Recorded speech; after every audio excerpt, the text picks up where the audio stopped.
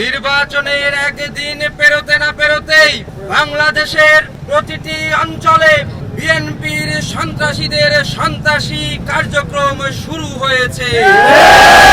সংগ্রামী উপস্থিতি, এত শহীদের রক্তের বিনিময়ে আমরা যে বাংলাদেশে গড়তে চেয়েছিলাম, সেই বাংলাদেশে এই রক্ত আমরা আর চাই না। আপনারা জানেন, আজকে মুন্সিগঞ্জে বিএনপির এক পক্ষের আঘাতে আরেক বিএনপির একজন কর্মী জসিম নামে কর্মী তিনি খুন হয়েছেন। প্রাণপ্রিয় উপস্থিতি, যে দলের কর্মী নিরাপদ, বাংলাদেশে কোন খুন খারাপির রাষ্ট্র আমরা চাই না। অসংখ্য খুন খারাপি হয়েছে, আমরা আর একটি খুনও বাংলাদেশের মাটিতে আমরা দেখতে চাই না।